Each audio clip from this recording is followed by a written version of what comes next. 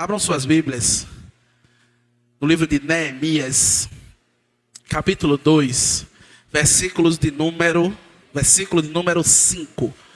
Livro de Neemias, capítulo 2, versículo de número 5.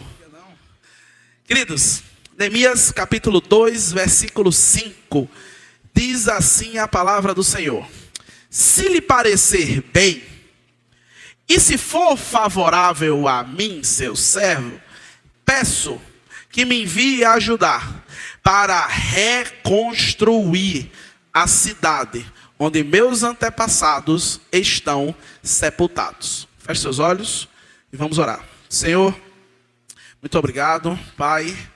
Obrigado por essa noite que o Senhor concede a cada um dos teus filhos. Obrigado pelo dia ao qual nós pudemos descansar, visitar parentes, fazer diversas coisas que durante a semana, por vezes, nós não conseguimos. Obrigado pela semana de livramentos que o Senhor nos concedeu. Obrigado, Pai, por tudo que o Senhor é na vida de cada um de nós, Pai. Obrigado por tudo que o Senhor nos concede, mesmo sem merecermos. Pai, aplica esta palavra aos nossos corações. Assim como o Senhor já tem feito, através das leituras que foram feitas, através dos louvores aqui entoados, que o nosso culto suba até o Senhor como um cheiro agradável. E o Senhor possa, Pai, derramar das tuas maravilhosas bênçãos sobre a vida de cada um, Pai. Muito obrigado mais uma vez, em nome de Jesus. Amém. Amém? Queridos, a temática de hoje, o título da mensagem é: vamos reconstruir. Vamos reconstruir. O livro de Neemias é um livro muito interessante, porque é um livro que relata uma mudança de paradigma, uma mudança de padrão, uma mudança de modelo. Ele fala de uma reconstrução que mudaria a vida do próprio autor do livro e, consequentemente, a vida daquelas pessoas que estavam ao redor dele. Neemias foi alguém que nasceu no cativeiro babilônico. Neemias foi alguém que cresceu ali no cativeiro. Cativeiro que levou um grupo, uma parte seleta do povo de Israel até a Babilônia. E depois os exércitos destruíram tudo. Destruíram templo, destruíram muros, quebraram, acabaram com tudo. Então Neemias, ele cresce dentro desse cativeiro. Os seus pais, eles foram levados até lá. Ele cresceu dentro daquele ambiente. Ele se destacou naquele contexto. Ele se destacou tanto que foi lhe dado a ele um cargo de alta estima, um cargo de alta confiança. Neemias era o copeiro do rei. Neemias era aquele que, quando algo chegava ao rei, ele experimentava, ele provava, ele testava aquela situação. Ele poderia até vir a tramar um golpe de estado e matar o rei. Neemias, ele está em uma alta posição de confiança. Tudo na vida dele estava tranquilo. A sua família estava bem. Estava tudo tranquilo, tudo favorável. Porém, um evento ocorre, fazendo com que o mesmo, ele não conseguisse ficar mais da forma que ele estava. Acontece algo na vida de Neemias, que faz com que a vida dele vire. Acontece algo na vida de Neemias, que faz com que a chave da mente dele seja girada. Isso é bem interessante, porque certo dia, ele estava no castelo do rei, e chega até ele um amigo que tinha vindo de lá de Judá. E Neemias pergunta a esse amigo: como estão as pessoas que vivem lá em Jerusalém? E é interessante que o amigo responde: não estão nada bem. E ele sai contando o que o povo estava passando, as dificuldades, as opressões que o povo estava sofrendo. E naquele momento, Neemias desaba. Neemias se põe a chorar. Neemias se põe a orar. Neemias se põe a jejuar por aquele povo. Isso tudo se encontra no capítulo 1 do livro de Neemias. Porém, é interessante ressaltar, dentro desse primeiro capítulo, que relata um pouco da vida de Neemias, alguns dados importantes. Nós vamos ver do versículo 2 ao versículo 3, a empatia que Neemias ele tem pelo povo. Neemias ele pergunta ao seu colega como o povo está. Neemias ele procura saber como aquelas pessoas estavam. É interessante porque eu disse anteriormente que Neemias nasceu no cativeiro. Neemias talvez não viveu aquilo que Jerusalém e as pessoas que lá estavam viviam. Mas naquele momento ele demonstra empatia em se importar com o outro, em perguntar ao outro como está todo o povo. E é interessante, queridos, porque a nossa trajetória de vida, ela nos mostra que precisamos sentir empatia pelas pessoas que estão ao nosso redor. Precisamos olhar para as pessoas e perguntar: meu irmão, como é que você está? Você está bem? Como é que foi sua semana? Durante aí a semana, como é que foi aí os seus dias? O irmão está precisando de alguma coisa? O irmão está aí necessitado de alguma coisa? Neemias, ele demonstra no capítulo 1 a empatia pelas pessoas. E às vezes, nós temos perdido essa empatia, essa sensibilidade. Tem sido algo corriqueiro. Acordar, viver o dia, dormir, acordar, viver o dia, dormir, acordar, viver o dia, dormir. Eu não consigo ter empatia mais pelo meu irmão. Às vezes eu até não pergunto para evitar. Às vezes eu não pergunto como o irmão está para evitar. Porque às vezes se eu perguntar, o irmão vai começar a falar, aí eu vou ter que parar para dar atenção a ele. E eu não tenho tempo para dar atenção a esse irmão não, eu tenho que fazer as minhas coisas. Viu como por vezes falta esse sentimento de empatia que houve em Neemias? Porém, Neemias não só teve empatia. No versículo 4, nós vemos que Neemias busca Deus em favor do próximo. Neemias jejua, Neemias chora, Neemias lamenta, Neemias ora. É interessante, porque às vezes oramos pelos nossos, das nossas famílias. Mas às vezes não conseguimos ter essa empatia para orar por outros, para jejuar por outros, para clamar por outros, para chorar por outros. Nós tivemos nessa edição do Socorro na Madrugada e chegamos ali na comunidade de Maranguape. E eu digo sempre a todos que vão, que nós vamos para levar aquilo que Deus transmite para aquelas pessoas. Porém, de forma amável e não impositiva. A gente chega e se eles receberem, se eles pedirem algo, a gente transmite. E quando a gente chegou lá, teve uma que disse logo: pastor, eu quero que vocês orem pela gente. Eu quero que vocês coloquem aí hinos para nós louvarmos. E aí a gente colocou lá o som, o caveirão para tocar. E aí a gente começa a ver o Espírito Santo tocando em cada um deles. E um a um começa a ficar no cantinho. E Deus começa a falar com cada um deles. E daqui a pouco um começa a desabar. O outro começa a desabar. O outro começa a desabar. Mas por vezes, isso não interessa a nós. É apenas um noiado que está ali chorando pelos pecados dele.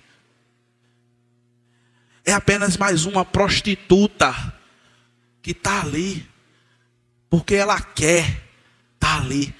Porque emprego tem para todo mundo. Infelizmente, os superpoderosos, o povo de Deus, que deveria estar chorando com aquelas pessoas, que deveria estar clamando por aquelas pessoas, que deveria estar jejuando por aquelas pessoas, por vezes não está nem aí. E alguns ainda afirmam que o socorro da madrugada é bênção para as pessoas que estão lá, porque eles estão bebendo e a gente chega com tira-gosto. Queridos, Neemias, ele tem empatia pelas pessoas, mas ele não fica só no coitadinho, não. Ele se move para buscar o favor de Deus pelo próximo. Ele jejua pelas pessoas. E é interessante, porque ele não se contenta apenas com a farinha que é pouca ser colocada no pirão dele primeiro. Não. Ele não se contenta em ter apenas o bem para ele. Neemias vivia uma vida tranquila. O copeiro do rei, ele gozava das prerrogativas reais. Ele estava ali constantemente com a sua família dentro do palácio. Não lhe faltava nada. Mas ele se dispõe a pôr a mão na massa. Ele se dispõe a sair da zona de conforto dele. Ele se dispõe a se mexer, a fazer alguma coisa de útil em prol daqueles que Cristo deu a vida. E é interessante, porque esse ponto envolve algo mais. Esse ponto envolve algo mais. Porque a sua própria condição de vida, ela começa a ser colocada em xeque quando ele decide isso. Sabe por quê? No capítulo 2, nós vamos ver que Neemias estava com um semblante alegre. Ele estava com um semblante triste. Ele estava ali tristonho. Ele estava ali com um semblante pesado. E aquilo, para a profissão dele, era muito perigoso. Porque o rei poderia entender que ele estava tramando contra o rei. O rei poderia entender que ele estava com um complô perante aquele que governa aquela dinastia, aquele império. Mas ele não se importa com isso. E através da vida dele, a vida de muitos outros pôde ser reconstruída. Vemos através dessa introdução que Neemias, ele estava disposto a reconstruir aquilo que era necessário para que os seus, eles vivessem melhor. Naquele momento, era um muro. O muro precisava ser reconstruído. Uma cidade sem muros, ela pode ser muito bem invadida. Naquele momento, era um muro. Mas para mim e para você, hoje, o que é necessário ser reconstruído?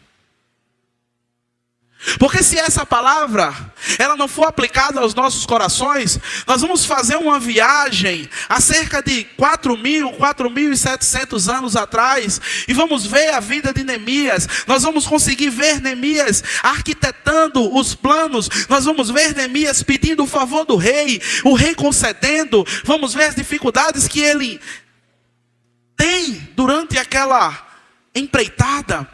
Mas se isso não for aplicado à sua vida, não adiantou de nada. Você só fez uma viagem internacional, direto no túnel do tempo. e nada mudou. Aquilo que precisava ser reconstruído na vida daquele povo, naquele momento, eram os muros. E na minha e na sua vida, o que é necessário ser reconstruído hoje? Vamos reconstruir? Vamos reconstruir aquilo que de fato é necessário? E aí nós vamos trabalhar 8 tópicos que são importantes e necessários para reconstruirmos aquilo que precisamos, que necessitamos, que carecemos reconstruir. A primeira situação é algo bem interessante. Precisamos reconstruir a nossa saúde. Precisamos reconstruir a nossa saúde. Primeiramente a nossa saúde física e a nossa saúde mental. Queridos, quanto tempo nós temos investido na nossa saúde física? Existe uma guerra gigantesca dentro de mim, onde eu busco essa saúde, e Beto vai me ajudar aí, né, Beto? Mas por vezes o prato de cuscuz fala mais alto. Mas é importante que essa reconstrução ela aconteça. Muitas vezes no nosso dia a dia nós não temos tempo para descansar. Nós não temos tempo para comer. Nós não temos tempo para relaxar um pouco, porque o nosso dia ele está muito corrido. E aí isso durante um tempo faz com que eu comece a ter algumas patologias, não só na área de saúde mental, mas de saúde física. Cada vez mais pessoas com quadro de hipertensão, pessoas com quadro de diabetes, pessoas com quadro de falta de mobilidade articular. Depois nós entramos na saúde mental, pessoas com síndrome do pânico, depressão, crise de ansiedade, burnout e muitas outras. Amados, havia uma pessoa na história do mundo que estava se acabando. E Deus, Ele usou alguém para alertá-la da necessidade de se ter um momento para ela. Essa pessoa foi Moisés. Moisés, enquanto o povo estava no deserto, Moisés servia ao povo, Moisés se doava ao povo, Moisés ficava ali de manhã até de noite, julgando o povo. Só que em determinado momento, Moisés estava cansado. Moisés não conseguia mais render aquilo que rendia. E aí Deus usa Jetro, o seu sogro, para chegar até ele e dizer: isso que você está fazendo não é bom. Você vai morrer e o povo vai padecer. Queridos, muitas vezes precisamos identificar nas nossas diversas áreas o que podemos fazer para reconstruir a nossa saúde física, assim também como a nossa saúde mental. A quem você tem contado as suas dificuldades, os seus medos, os seus traumas? Muitas vezes nós somos como uma represa que só recebe, só recebe, só recebe. E aí, os amados acompanham aí nos telejornais algumas barragens que rompem. Quando a barragem rompe, dá certo? Quando a barragem rompe, só tem morte, tristeza e ranger de dente. A sua saúde mental ela é muito importante. Mas com quem você tem desabafado? Com quem você tem conversado? Com quem você tem sido você? Tirado a sua máscara, que você coloca todos os dias, para se apresentar aos outros. A sua saúde mental ela será reconstruída quando essa máscara ela cair e para alguém você mostrar a sua face. Você se derramar perante aquilo. Isso vai fazer com que nós venhamos a nos livrar de vários transtornos de saúde mental. Vamos reconstruir? Vamos reconstruir a nossa saúde mental, a nossa saúde física. O segundo ponto é algo muito interessante, porque carecemos de reconstruir a nossa vida financeira. Carecemos de reconstruir a nossa vida financeira. Lucas, no capítulo 14 e no versículo 28, ele diz: qual de vós, querendo edificar uma torre, não se assenta primeiro a fazer as contas dos gastos, para ver se tem como acabar? Infelizmente, queridos, na vida do cristão, essa área, ela precisa de uma restauração urgente e permanente. Por vezes interpretamos mal o texto de Ageu, no capítulo 2, no versículo 8, que fala que minha é a prata e o ouro, diz o Senhor dos Exércitos. Parece que o texto está dizendo assim: é tudo nosso e nada deles. Parece que o texto está dizendo que seu é o ouro e seu é a prata. Colocamos por vezes a culpa da falta de dinheiro no devorador. De fato, o devorador é você. O devorador sou eu. Porque não conseguimos gerir as nossas finanças.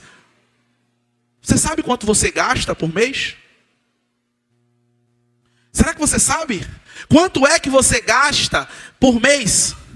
Você sabe o que é uma despesa fixa e uma despesa variável? Ah, pastor, foi porque o senhor estudou economia. Claro que não.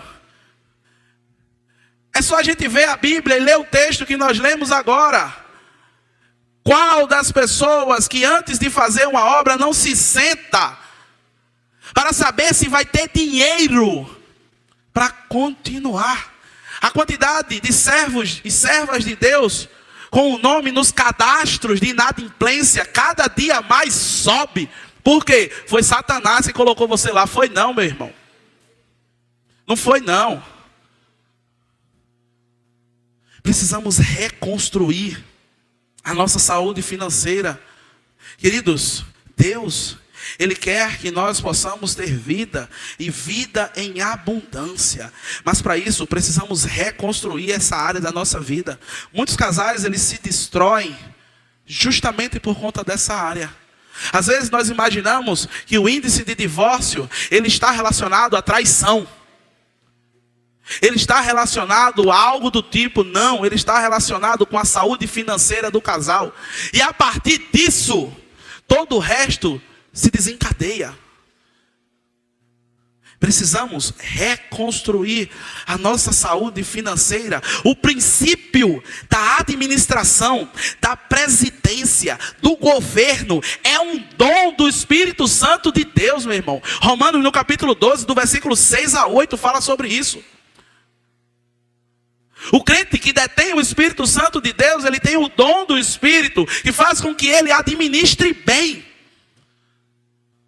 Por vezes, se fôssemos nós no lugar de José, depois de 7 meses de escassez, estava todo mundo liso, meu velho. Os 7 anos de bonança já tinha acabado. Depois de 7 meses eu já tinha sugado tudo. Porque eu não consigo ver e não comprar. Eu não consigo pensar em comprar e não comprar. Eu não consigo saber o que é essencial e o que não é essencial. E por vezes eu tenho que trabalhar 3 vezes mais para cobrir aquilo que eu não precisava. E aí falta tempo. Falta tempo para cuidar da saúde física. Falta tempo para cuidar da saúde mental. Falta tempo para ler a Bíblia. Falta tempo para orar. E aí você coloca a culpa em qualquer pessoa, menos nisso. Vamos reconstruir? Vamos reconstruir? Queridos, se você não consegue sozinho, peça ajuda. Isso vai fazer com que você utilize de outro instrumento, que é a humildade. Humildade em reconhecer que sozinho não consegue, que fez besteira, mas quer resolver. O terceiro ponto, onde nós precisamos de reconstrução, é algo bem interessante. Precisamos reconstruir o nosso currículo. Como assim, pastor? Queridos, você está num mundo Você está em um ambiente em que o processo de mudança, os avanços, eles existem em todas as áreas. Em todas as áreas do mundo, os processos eles estão avançando. Mas o cristão, por vezes, por acreditar que é concidadão do céu, ele está parado, ele está estagnado, ele está enraizado, ele está preso, achando que os certificados eles vão chegar através de oração. Vai não, meu irmão. Se você não se atualizar, se você não buscar a sua melhora, se você não buscar reconstruir o seu currículo, ele não vai cair do céu, não. É interessante porque o mercado de trabalho, ele exige essa atualização. Somos concidadãos do céu, mas enquanto estivermos aqui na terra, temos que nos atualizar. Diversas vagas de emprego surgem, mas cadê os profissionais? Ah, mas a culpa é do inimigo que fechou a porta para a minha vida. Não, eu estou esperando a bênção de Deus, porque Ele fechou uma janela e agora Ele vai abrir uma porta. Vai não, meu irmão. Se atualize, reconstrua o seu currículo. Esteja aí inteirado naquilo que hoje o mercado precisa. Porque isso vai fazer com que diversas áreas da sua vida, elas sejam melhoradas. Muitas vezes pedimos a chuva. Ela vem. Mas a semente, ela está plantada? A semente, ela está plantada? Porque se ela não tiver, só vai fazer lama, meu irmão. Reconstrua o seu currículo. Reconstrua a sua vida financeira. Reconstrua a sua saúde física e a sua saúde mental. Vamos reconstruir. O quarto ponto fala sobre a reconstrução da confiança. A reconstrução da confiança daqueles que me rodeiam. Precisamos reconstruir o nosso bom testemunho perante os que estão ao nosso redor, vizinhos, colegas de trabalho, colegas de faculdade, colegas da escola. Infelizmente vivemos em uma comunidade pós-moderna que cada vez tem visto o cristão não com bons olhos.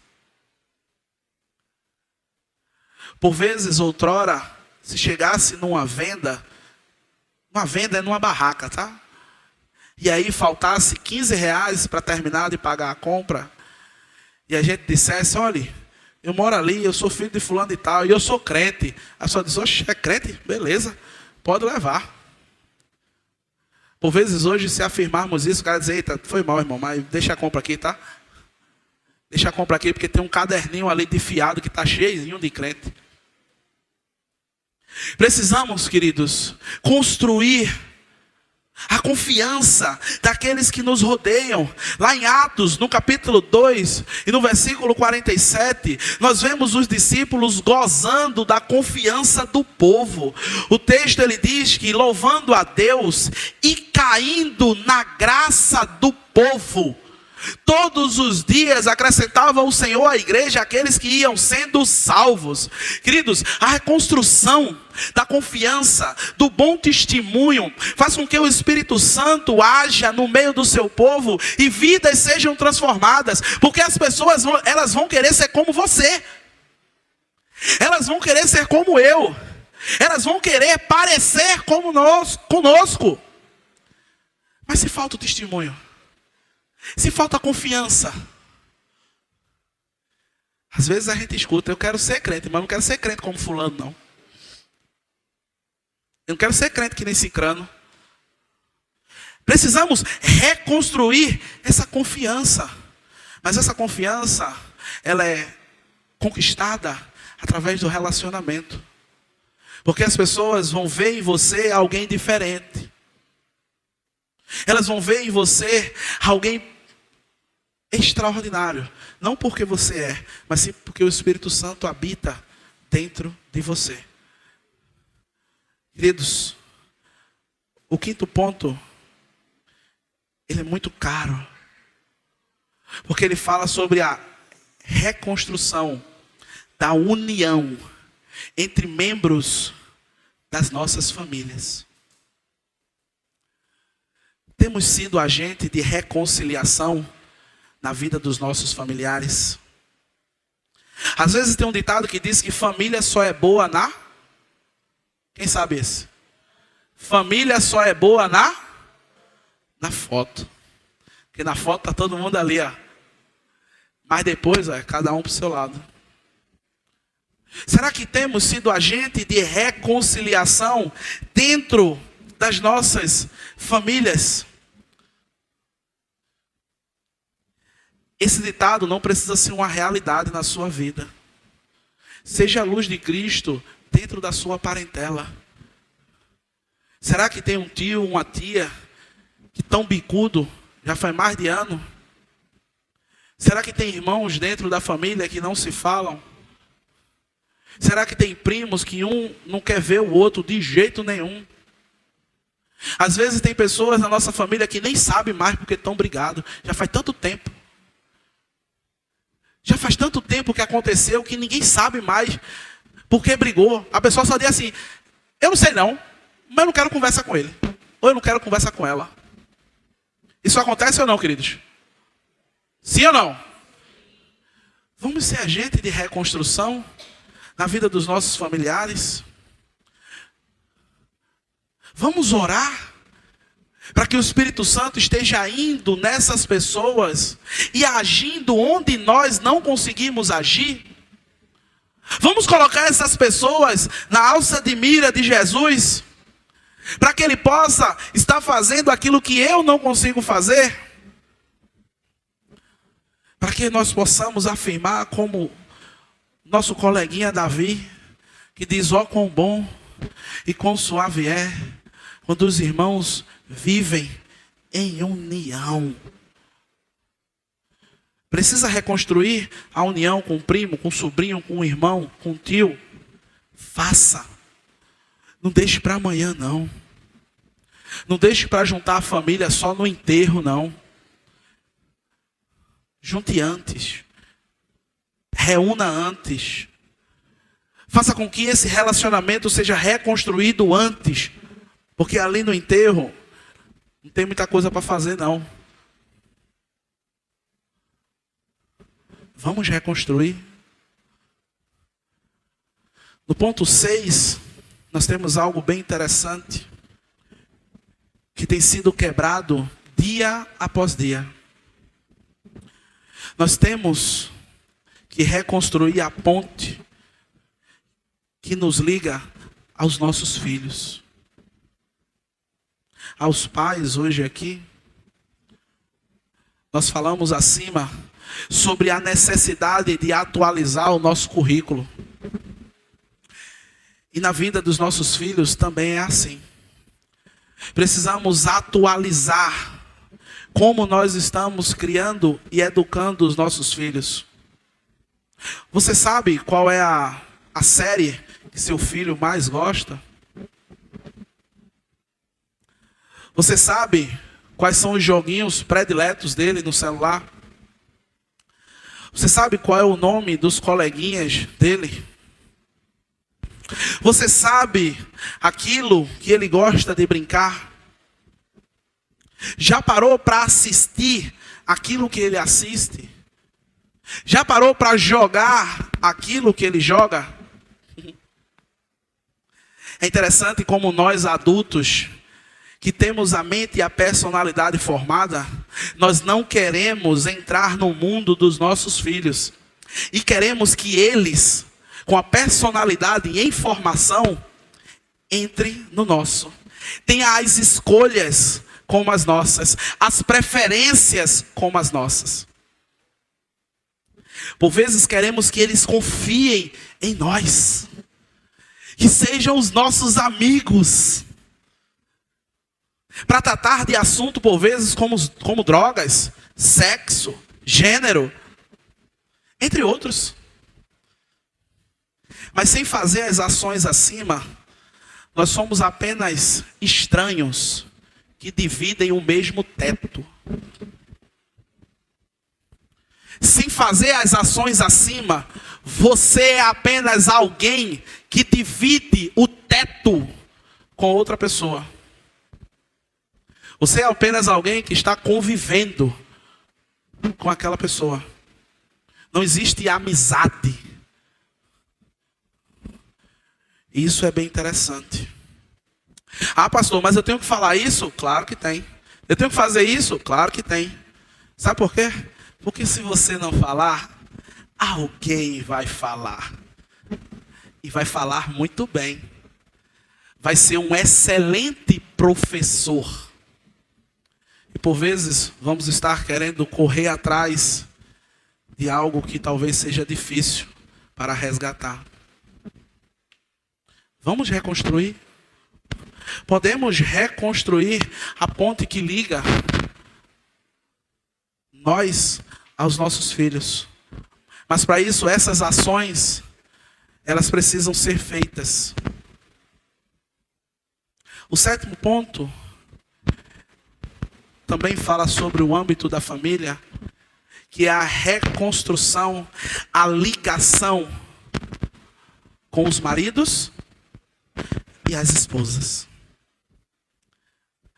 Queridos,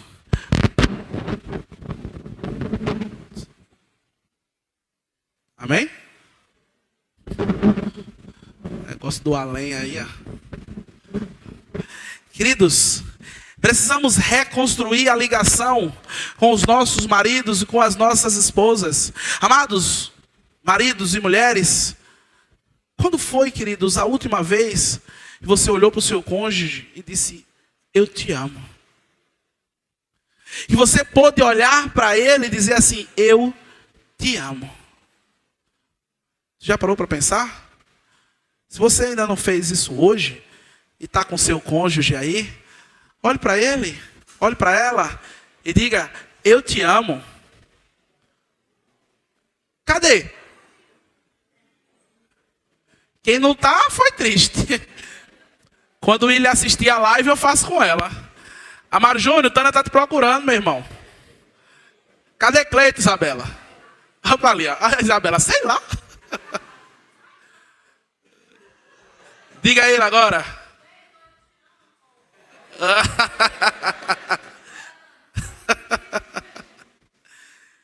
Queridos, isso é muito importante na vida do casal. A afirmação de carinho, a afirmação de afeto. Olha, Márcio. Márcio agora deu uma sorrisa. Poliana voltou. Agora ele pode olhar para ela e dizer, eu te amo, meu amor. Queridos, precisamos reconstruir a ligação que há entre os cônjuges. Quando foi a última vez que você disse eu te amo? Quando foi o último beijo que os amados deram? Não vai começar o beijo coletivo, não. Queridos, alguém aqui já ouviu falar da teoria dos 11 segundos? Já ouviu, Paulo?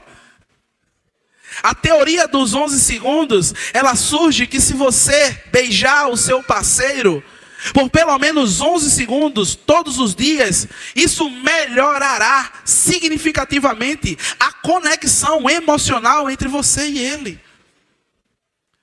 Queridos, isso é muito importante. A sua família é bênção de Deus. E você precisa investir no seu relacionamento, na sua esposa, no seu marido. Precisamos reconstruir essa ligação. Amados, invista na sua família. Invista na sua esposa. Provérbios, ele diz que carros, casas, posses, nós conseguimos através das heranças. Mas a mulher sábia vem do Senhor. Vamos reconstruir? Vamos colocar os nossos cônjuges onde eles merecem estar? Apenas abaixo de Deus. Dentro da sua casa não existe outro senão o seu marido. E não existe outra senão a sua esposa. Ah, e os meus filhos? Se preocupe não. Daqui a pouco ele cria asa aí. voa. E fica os dois velhinhos juntos. É assim ou não é? Cuide da sua família. Reconstrua a ligação que há entre o seu marido e entre a sua esposa. E em oitavo lugar, é vital, é salutar, é condição sine qua non reconstruir o elo com Deus.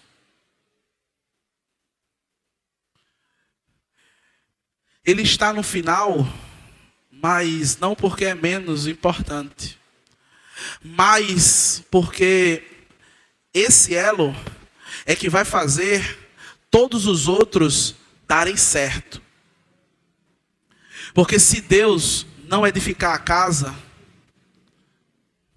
não edificar o trabalho, não edificar os relacionamentos, em vão trabalham aqueles que dia a dia tentam fazer com que algo seja reconstruído. Quer reconstruir algo na sua vida? Coloque Deus para dentro. Quer reconstruir algo na sua casa? Coloque Deus para dentro. Quer reconstruir as suas finanças? Coloque Deus para dentro. Quer religar a sua vida com seus filhos? Coloque Deus para dentro. Quando nós religamos o elo com Deus, as demais coisas, elas são acrescentadas. Prepare tempo do seu dia para estar com Deus. Dê atenção a Ele. Pare para conversar com Ele. Mas eu falo com Ele todo dia, pastor, lá em casa. A televisão é ligada no canal evangélico lá, 24/48. E no som é tocando Cassiano o tempo todo. Ou por vezes você pode dizer que está sempre nos PGMs, culto de oração, momento com Deus, EBD. Não é parar dessa forma que eu estou falando, querido. É parar por vezes, como você faz, para assistir um filme, para assistir uma série, para assistir uma novela, para ver um vídeo, para acessar as redes sociais, para assistir um repórter, para escutar um rádio, para estar na frente de casa, para estar com os pets diversos, para estar com um amigo, para estar com um crush. É esse parar que eu estou falando, porque para tudo isso você e eu paramos.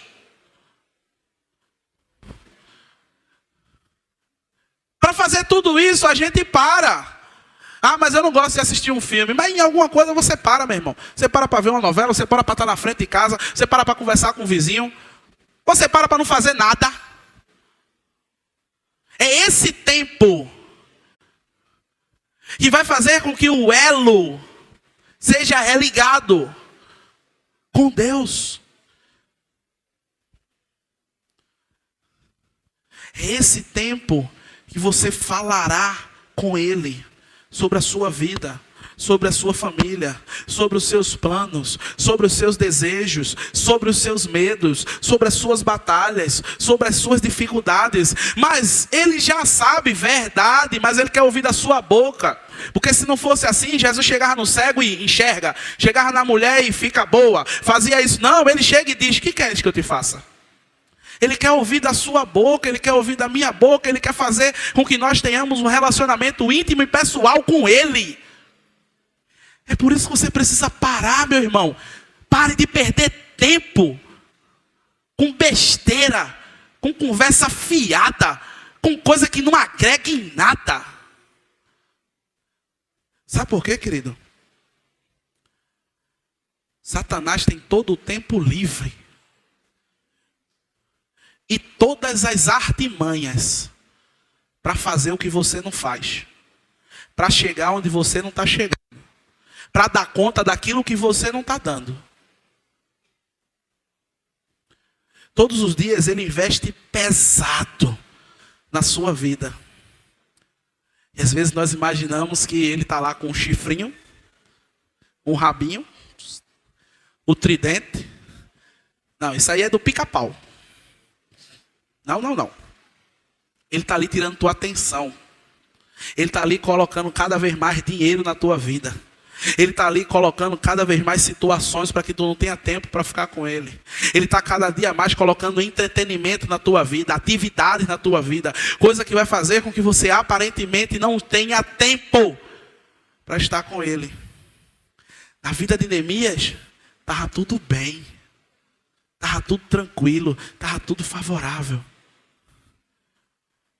Mas aquela zona de conforto não era para ele.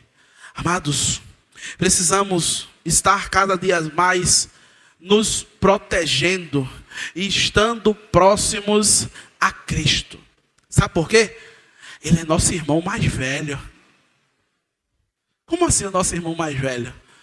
Às vezes, quando tem dois irmãos, aí um é pichototito e o outro é mais velho.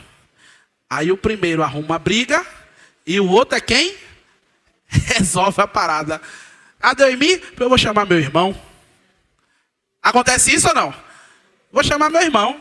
Agora você vai ver. Peraí. Quando ele chegar, ele vai resolver a parada. Amados, precisamos estar mais próximos de Cristo. Precisamos religar esse elo que faz com que nós venhamos a nos aproximar cada vez dele. Amados, assim como o rei observou o semblante abatido de Neemias, Cristo, ele nos vê diariamente. E ele marca encontros como o de hoje, para nos lembrar aquilo que precisa ser reconstruído na minha vida. Saiba que essa tarefa Jesus põe na sua mão. Essa tarefa de reconstrução é sua, é intransferível, só depende de você. Existem coisas que Deus ele faz por nós. Existem coisas que Deus ele faz conosco. Existem coisas que ele nos entrega para nós fazermos. Esta é uma delas. Esta reconstrução só depende de você. Crave essa tarefa no seu coração. Ele vai estar lhe ajudando dia a dia. Não abra mão dessa obra. Assim como Neemias, não foque nas barreiras, nas dificuldades, nos empecilhos. Foque nos sonhos que precisam ser reconstruídos. Foque na sua família que precisa ser reconstruída. Reconstrua as pontes que vão estar ligando você aos seus filhos, aos seus cônjuges, à sua parentela. Reconstrua, queridos, a barreira que vai proteger a sua mente das ciladas do inimigo. Vamos lá? Hoje é dia de reconstruir. Hoje é o dia que Deus ele cravou na história do mundo para transmitir esta mensagem para cada um de nós. E possamos reter em nosso coração que a ação é minha e sua. Outros não vão fazer. Você e eu temos uma tarefa a cumprir: reconstruir. Medite na letra do hino que vai ser entoado